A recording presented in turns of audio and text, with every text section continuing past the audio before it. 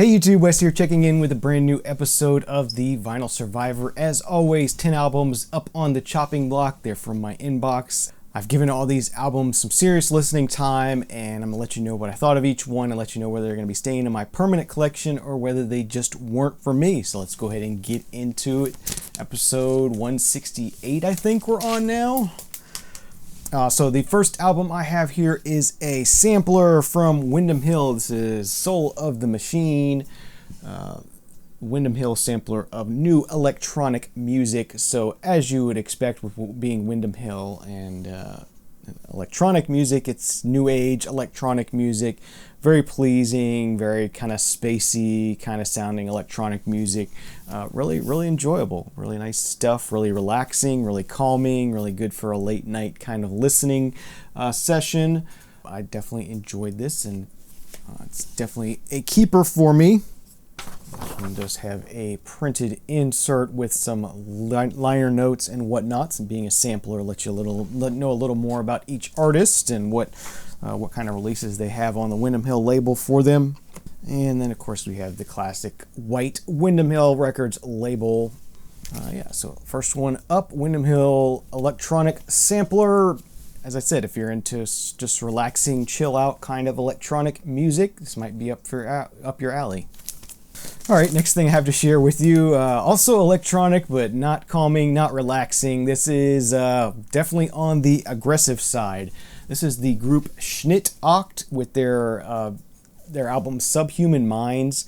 So Schnitt Acht are a group out of Orlando, and they do what is called industrial metal. So it's metal done with synthesizers.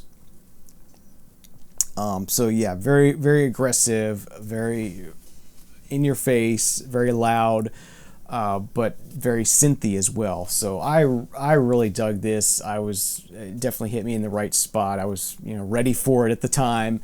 This is definitely not something you want to put on when you want to relax, but when you want to get a little bit aggressive, when you're a little bit angry, whatever it may be, this is a really cool group, Schnitt Acht. Don't know if I said this, but they're out of Orlando, Florida, so guessing that's why I found it. I've never heard of them before.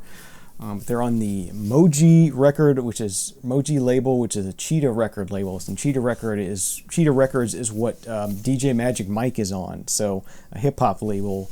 But yeah, pretty cool stuff. They only had 2 albums. This is the first of their 2 albums from 1987 is when this was from, I believe, or 1990. Sorry about that. 1990 is the release year on this one. And there is the label on that one. So Schnitt Acht, a really cool piece of industrial metal, which is a genre I am not really familiar with. Didn't know it was such a thing, but I definitely dug it. It was just hit me in the right spot at the right time. And as I said, if you're in the mood for aggressive music, check this one out. Maybe if you're a metal fan, you might like this. But yeah, good stuff. Glad I picked that one up. That was kind of a blind buy. I'm like, what the heck is this? I gotta get it.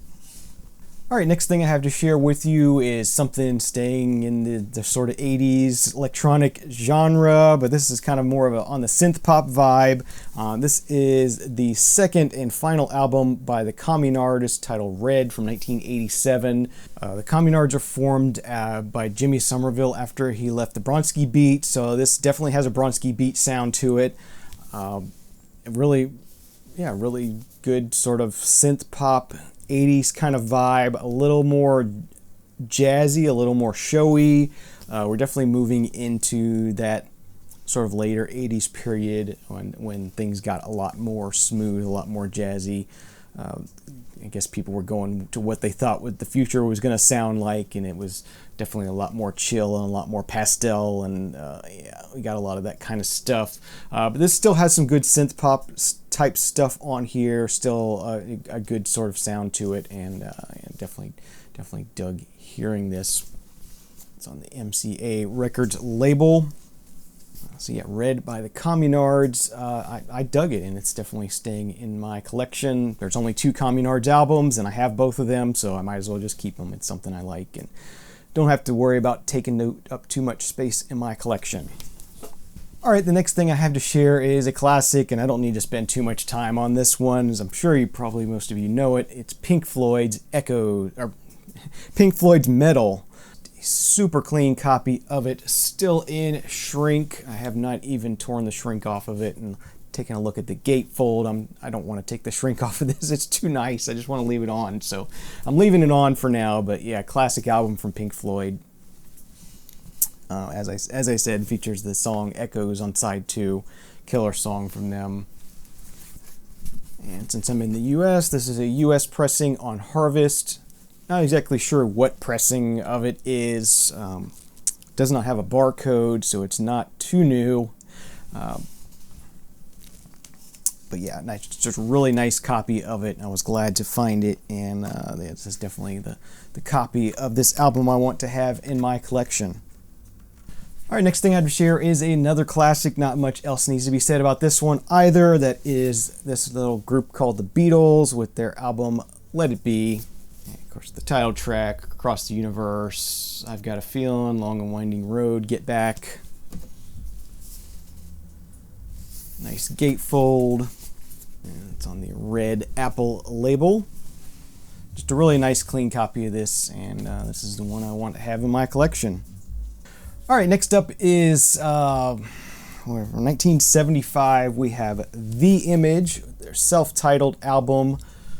I think they only had 2 albums as well. Not sure. Not a real long-lasting group. They're kind of listed as a progressive group, and they do have somewhat of a progressive sound to them, but they're also, veers off into like a blues rock, country rock kind of vibe.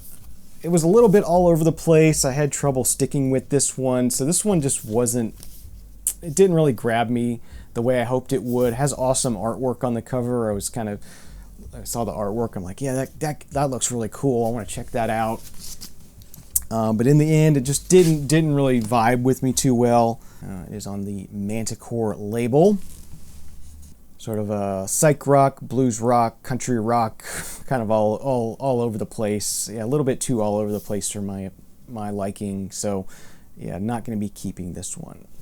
It was a nice listen nonetheless. All right, next up, moving into something a little bit more modern, or a lot more modern. This is from the group Survive. This is their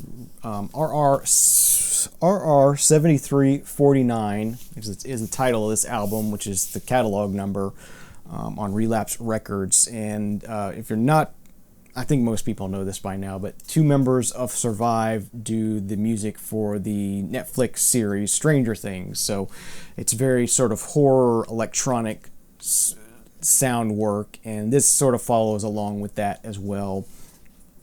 If you're into that kind of, John Carpenter kind of spooky, eerie electronic stuff, you'll definitely dig this. This will be right up your alley. So, yeah, this is the album they put out in 2018 or 2016. 2016 was the release on this. It does have an insert here with a lot of words on it that I don't know what that all means. Just seems like a bunch of gobbledygook to me, but could mean something.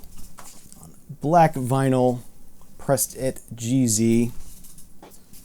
So Survive with RR 7349. Just cool, spooky, sort of horror-based electronic music, and yeah, just something I like to put on and enjoy and relax to, and sort of close my eyes and imagine scary things happening. So definitely like that, and that one is staying in my collection. All right, next up I have what I believe is the second album from the folk guitarist M. Ward. This is Duets for Guitars number 2. Originally released in 2000. This is a reissue from 2012, I believe. M. Ward is, as I said, sort of a folk guitarist, kind of slightly psych, I guess you could put him into as well. I enjoyed the guitar playing. I'm not real big on the lyrical content of this. It's kind of grating on me, just annoying lyrics that don't really make much sense to me. So this just wasn't for me overall, but printed insert here, printed inner sleeve. And this is a black vinyl pressing, also done at GZ. I believe there is a clear version of this as well, clear vinyl version. But I got this, actually got this when I briefly subscribed to the VNYL subscription service. So they send you 3 things they think you'll be interested in, kind of thing. That was their subscription service, and yeah, definitely, this was not something I was interested in that they sent me. So that one will end up in the Discogs store at some point once I get through sort of final cataloging this pile that I'm working after I'm done with the video. So if you're interested in that one for some reason, check the link to the store is in the show notes always. Okay, next up I got I guess you'd call them progressive folk. This is a group that was formed. It was originally going to be a reunion of the group Renaissance, but then the lead singer died, I guess. So they weren't able to have a reunion, but this does feature some original members of Renaissance plus some new people. And that's the group Illusion, and this is their album Out of the Mist from 1977, I believe. Don't see a year, but yeah, it's got that sort of acoustic prog English folk kind of feel to it. I enjoyed it, but overall, I just don't feel like I need to have this in my collection. I've got some Renaissance albums. I pick up Renaissance albums when I see them. They're ones that I don't have or haven't heard before. But I don't feel I need to keep this. If I want to hear that, I'll just go to listen to some Renaissance instead. They are on the Island Records label. There's that. So yeah, Illusions, Out of the Mist, prog, folk, English type stuff. It was enjoyable, but not something I need to keep. All right, and the last thing I have to share with you today is an album by Mason Williams, and this is his album titled Music. I don't know the release year on this one. They don't put a year on this. I'm guessing somewhere in the late 60s, mid to late 60s. Mason Williams is known mostly for classical gas. He does sort of acoustic guitar pieces. Sometimes they're covers, sometimes they're originals. Yeah, I enjoyed listening to this. It's nice to hear. It's very well recorded, very well played, sort of acoustic guitar, instrumental kind of stuff. But in the end, I decided I just didn't want to keep this. It's nice, I enjoyed it, but not something I need to keep. Dark green Warner Brothers label. So yeah, that's going to do it for this episode of the Vinyl Survivor. Thank you very much for watching. Leave me any comments or questions you have in the section down below. You know what to do with that. Leave me a thumbs up if you liked the video. Subscribe if you aren't already. And have a great day. We'll see you again real soon. Cheers.